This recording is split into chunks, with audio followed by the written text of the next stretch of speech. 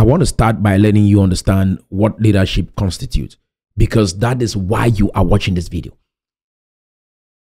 So that you will be a great leader tomorrow. Have accurate thinking. And accurate thinking will give you clear vision. There's a difference between sight and vision. When you something that you can see with your own eyes, and vision, the ability to see into the future, things you cannot even see. So, what is leadership, guys? Leadership is the art of innovating. Remember, leadership is an art, it's not science. And the reason why I stopped there to say it is an art and not a science, because it is an art and not science, right? The reason is people expect leaders to appear based on what they know. That is, they've been saying, we need a leader, we need a leader, we need a leader. How would you know that leader when they show up if leadership is an art and not a science? Because some of you are like, oh, what? No, I'm asking you the question. When God sends that leader to you, how will you know? Because the Jews missed Jesus. Because they had a way in their mind that they thought that leader is going to act and behave. How will you know? Since it's an art. Art means it's creative. Yeah, it is creative. Science means at least you can understand it, because there are some fundamental principles that if you look at, you understand that that is what it is. But there is a science to leadership. But predominantly it is an art. That is why Jesus' strategy, they would have come and like, oh, Jesus is here. I want these Pharisees, I want these Sadducees, I want all of these old folks to come and be on my cabinet. He said, hell no, I'm going out there to get fishermen. I'm going out there to pick the crazy ones. I'm going out there to pick the rejects, the people that no one believes in. I'll empower them and raise them up. That is an art. That is not science. It's not conventional. And that is the kind of young people that are emerging from Cameroon in this dispensation. They are not conventional. They are unconventional. They will not act or behave in the way that you've taught in your entire life. How are you going to accommodate that? That is the question every old folk should be asking themselves, because you'll not be able to handle their energy. But you will benefit from it if you understand what it means that leadership is an art and not a science. Do you understand what I'm saying? Yes. Some of them will be comedians. Yeah. But they will influence nations. They will change the world. They will bring about ideas and philosophies that you've never seen in your life. And that is why God uses the foolish to confound the wise. He uses the foolish to educate the wise. He uses the rejects to educate the wise, to lead the wise. That is why many educated people work for uneducated people. And I'm saying this to every young person in Cameroon, because you don't have an education, and so people make you feel low. People minimize you. And I want to let you know, most people that are educated work for those who are uneducated. And so don't let anyone's education fool you. This is what our education has brought for us. Travel abroad, study in some of the finest universities across the world, come up and create this kind of argument. That 50 years later, the whole world dismisses it. This is a story. You have to write it down in your history. Okay? So leadership is the art of motivating, influencing, and directing individuals or groups to achieve a common goal or mission. It involves the ability to inspire and guide others, make strategic decisions, setting a vision, and fostering a positive environment that encourages teamwork and innovation. It's all creativity, guys. It's all creativity. Do you understand what I'm saying? Effective leadership requires a combination of interpersonal skills, emotional intelligence, and the capacity to make difficult choices while maintaining integrity and ethical standards. That is what leadership is. If there is no integrity, there is no ethical standards, you cannot push through with leadership, no matter how hard you try. People got to feel your genuine intentions. You got to be able to communicate. You got to be able to articulate your perspective so clear that everyone understands, so that if I'm fighting, if I'm walking, if I'm on your team, I should know exactly what it is I should be doing. Without that, leadership is flawed. Let's keep listening, guys. I knew that I was alone. if I had to survive, I'll have to do what the Willie man says. If you want to survive a tiger you have annoyed, you have to climb on that tiger's back, bite its neck, and remain there, and tiger runs with you until it tires out and dies, because there's no way you can jump down. You jump down, you'll be taken up by the tiger. But Mbu, that is typical of us.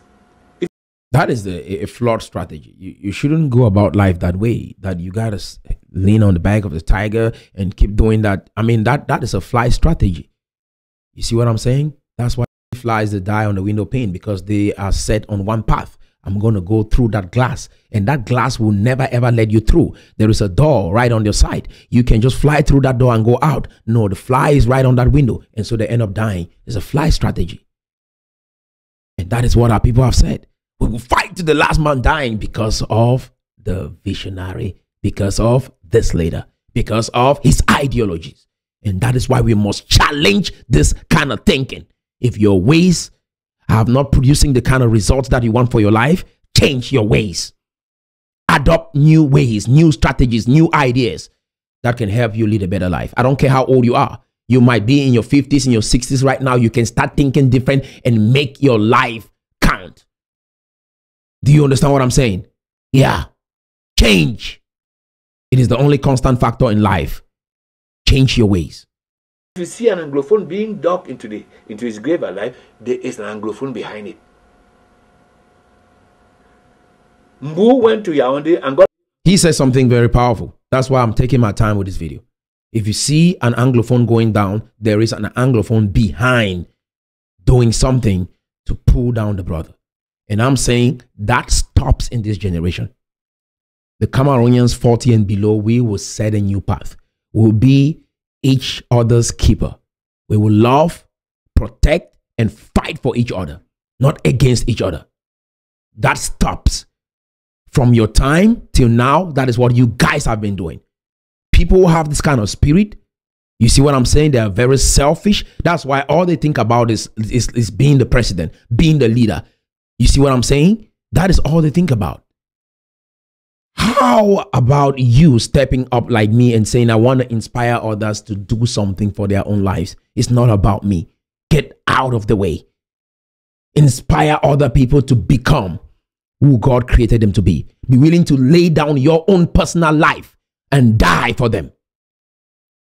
That is what we need to develop in our people. And our young people that have died down there, I don't support this cause, but they have shown that they can lay down their life for someone. And that is the new generation of people. But we will not die like that, but we can be able to encourage each other in our dreams, in our vision, in our ideas, and be able to build a better nation. That is the new spirit. You know why the Anglophone people have, like, because of this greed, because of this lies, because of this manipulation, because they will not ask questions, because they will make up assumptions, because they are full of greed. These are the reasons why you see we struggle, young people. This is why our communities struggle.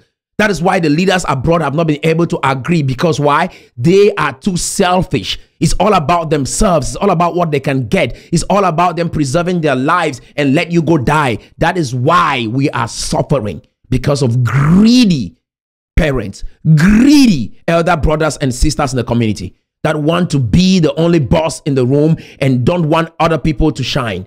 But I'm coming here today to let our young people know we will be a generation of people that will be happy when our brothers succeed, that will be happy when our sisters succeed. We will praise them. We will embrace them. We are going to write good comments on Facebook to let them know we see them, we appreciate them, we want the best for them, and genuinely mean that in our heart. That is the new generation of people. You guys have shown us who you are again and again, and we will not make a mistake of thinking that you guys will be different. Do you understand what I'm saying? That is a new generation of people. Americans do that. They have love among themselves to an extent. That is why they thrive. We do not. And that is why we fall. And somehow we think it's some policy, it's some change of government, it's some change of maybe a system. No, it's a change of heart. We need a change of heart. We need to change who we are. We need to change our thinking. We need to be direct and straight. We need to learn how to ask questions. These are the real issues that we are dealing with. We can disguise them. We have tribalism. It's eating us up. We have to, here's a fun. We got to dismiss all of these institutions that are only creating confusion, division, nepotism, and hate among us. We got to dissolve them and raise new institutions that can help us be better. That is what we'll do in this dispensation. All of those, their traditional stuff that they do and they go there to promote hate, you guys got to boycott from them and stop going there.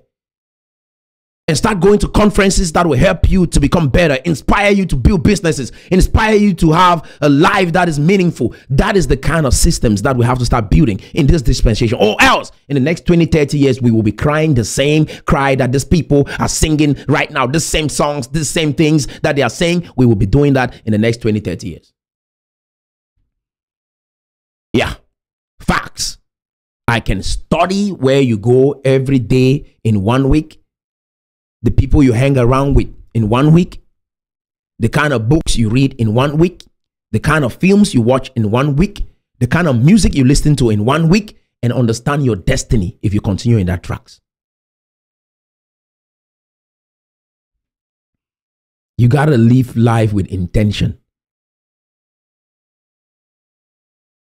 Let's keep watching. Permission to come and rearrest Peter and Tifo and just lock him up.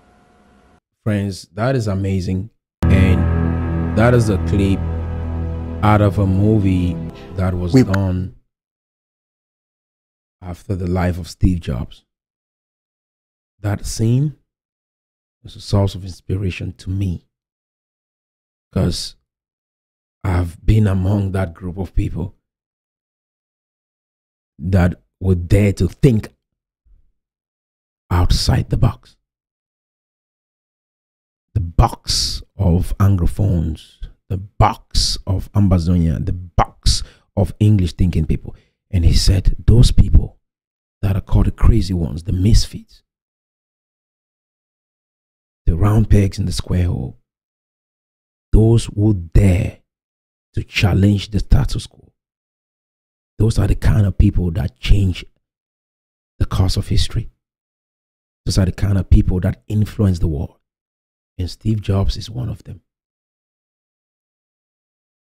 When you look at your iPhone, your iMac, your iPad, this is the leader that rose up in his 20s and set out to build this amazing conglomerate. And that is what I bring on the table to inspire you to be all that God created you to be. You'll be labeled, they'll insult you, they'll criticize you. Some will call you comedians, some will call you illiterate, some will call you novice, some will say you're young. They will use all sorts of labels to pull you down. But as you persist, they will become fans and end up becoming customers. Do not give up. Do not accept any of their criticism. Don't even let it get into your head. Let them keep typing and writing. Don't give up on your dreams. But my goal is that at least the Cameroonians below the age of 40 should open their eyes to realize a vision so that we don't keep crying and God sends people that can help us and we destroy them. That is why it starts with education, right? You have to educate the people to understand that in this particular dispensation, we have a call of duty to be different, to move that nation from where it is to becoming a first world nation. We cannot do that criticizing and fighting one another like our predecessors, like the older folks that we see out here. We cannot do that. There's no way we can build a company if we get up every day, instead of looking at how to contribute to build that company, we get up every day to criticize some aspects of that company instead of unanimously working together towards the future of that company. Do you understand what I'm saying? No family stands like that. Imagine you get up every day, quarrel with your wife, a quarrel about every little thing in the house, instead of you guys getting up every day and looking at what can we do together to build our family, to make things happen, to build our dreams, to achieve our goals. When we get up with that kind of energy every day, there's a high chance that we will make it. The Nigerians are making it because they get up every day. They are looking for ways to praise one another. That is why you admire them.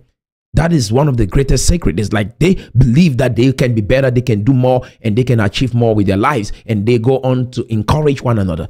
We cannot achieve success, no matter how smart, educated, intelligent we are. Without cooperation, we will struggle. It is a vital component of leadership. And the inability to garner people or put people together and gain their trust and respect and lead them towards a common goal is one of the greatest handicaps. And so it has to start with this education that I'm providing here. We got to believe in ourselves, guys. This is the generation we cannot afford to take chances on thinking if this is going to be a good idea or not. Let's stop the self-hate. Let's stop criticizing ourselves. We are good. And when you see a brother that rises among you, praise them. Be happy that they think even different. Even if you don't understand their thoughts, you don't understand their train of thought, you don't understand their argument, at least someone stepped up and thought different. Respect that. They didn't just fall into the pack. They thought different. They stretched their thinking. Respect that. And if they can prove it with history, prove it with past events, prove it with current leaders in the world, respect that. And say, let's go. Show us. Ask more questions instead of fighting them. Let's keep cry, going. Oh God, let there be a move of God. Oh, the whole church is praying, mighty God, let there be revival. Churches are praying, Father. They don't know that revival will always come through man. Amen. And that revival will be something greater. Then when a man is now released and the spirit of revival enters that man with the supernatural, strange manifestation of another version of Yahweh, they say, no, it is occultic. Let's kill him. Let's kill him. And they kill him. Boom. Then that glory returns as a smoke back to the throne of God. Then they start going through darkness. Oh God, send us revival. Revival is coming. I see revival. They start prophesying. Revival. Then God answers it and sends another man. Ah, no, it is demonic. It's occultic. Ah, no, it's an error. Hey. They extinct him. Then the glory returns back to Yahweh. That's what has been happening from generation to generation. You can complete. So that is powerful.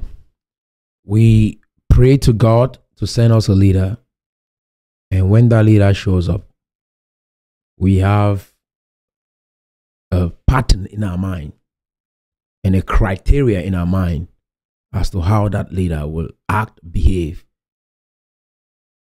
If that thought in your mind about that leader is accurate, then you don't need that leader. What you have in your mind is enough to get that result that you want.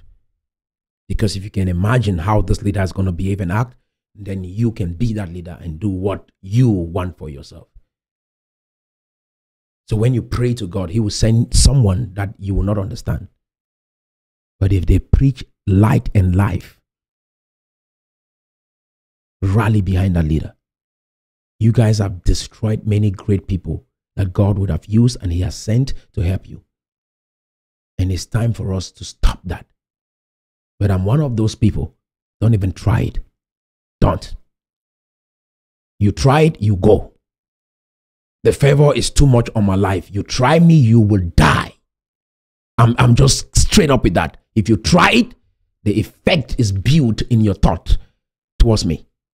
This is that one person that you will not play with. Your little comments that you write, you will write some comments under my post. You go back, headache, and pain is going to come upon you. I'm serious with this. You see what I'm saying? Because some people come here and they think that is joke. We are just having comedy. We're having a good time here. No, it's not. God sent me here for business. I'm here for business.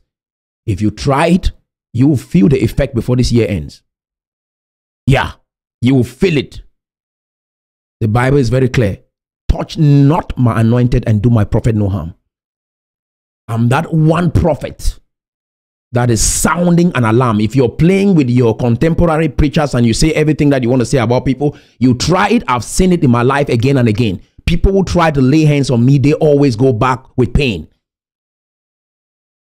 You understand what I'm saying? Intellectually, you will feel it. Emotionally, you will feel it. Physically, you will feel the effect in your life. And I'm begging you not to try.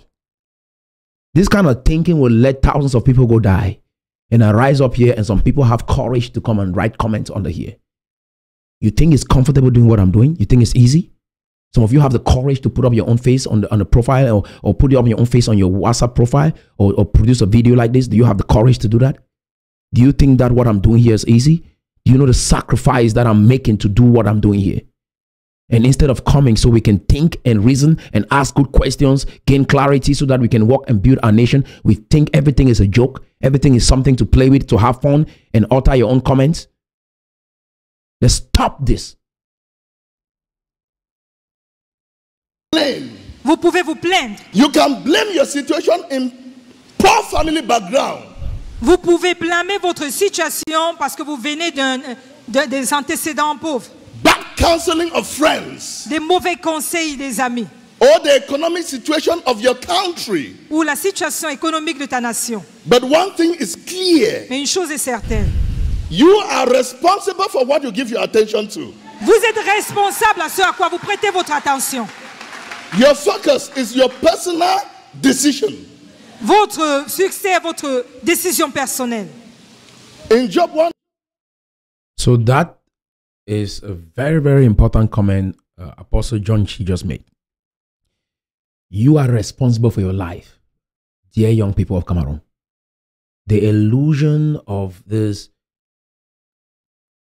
kind of euphoria that these people plan to create for you, you will only build and appreciate what you invest your own money in and build for yourself, and you will protect it and take care of it if you are the one who did it. Any vision that somebody threw on you that it was not inspired by you, you will never fight, protect, and build it. You understand what I'm saying? And that is what I'm coming to give you. Empowerment. Empowerment. So that you can create your own vision and build it and believe in it. Create your own community, build it, believe in it. And that is what I'm coming to preach to you. All this communistic, socialist thinking that somehow a government will build for you, create all of these ideas. My confusion about this whole thing is, why should most of our brothers and sisters desire to travel abroad? They want to go to the United States, they want to go to France, they want to go to Canada, they want to go to UK, but somehow they want to build a nation in Africa. They are thinking about communism.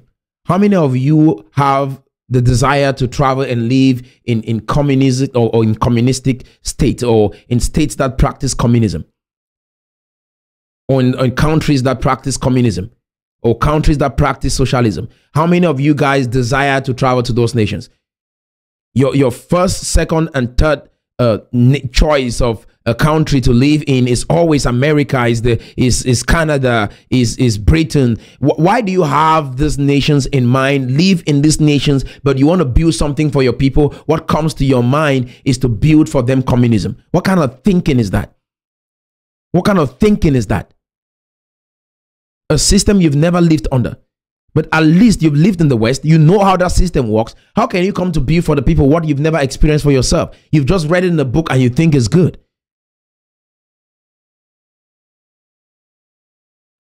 We are smarter than these guys.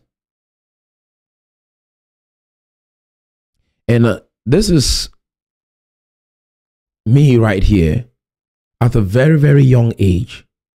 Like I said previously, there are many young people that I was able to pull in my community. More than sometimes 80 people were coming every Sunday to be inspired to believe in themselves. When this entire struggle escalated to where it is today, I thought of acting a film. I had read many books from people like Bernard Lafayette. These are people that inspired the Long Walk to Selma. He had written some beautiful books and I read them, and just to see how the civil rights movement in America went and all of that. Reading this book and understanding what the African Americans have gone through, I was inspired to act a film. And I called my old crew and my friends and partners back in the day to say, hey, we can do something. But after reading that book and looking at the African Americans today, and I'm like, this is a waste of time. If you are trying to go build a nation based on an idea like the one Goji Dinka presented, it is just a waste of time. And I was thinking, like, we can act a film. We can go ahead and act this film, put it out there, and let the whole world see what is happening in Cameroon so that we can make a difference. And I look at it and I'm like, no, Martin Luther King, it felt like, man, these guys wasted their time, because we are still thinking today like this. We still live in a world where we believe that it's about the color of your skin.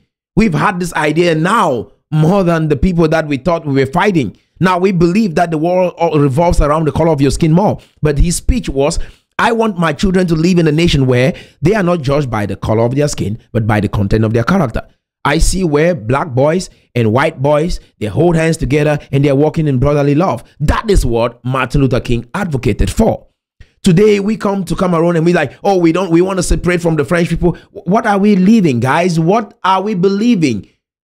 What is your essence of living in this world if your whole idea is to promote division? You can't find a way to unite and live together. Canada, they have found a way to live together. What kind of thinking is this?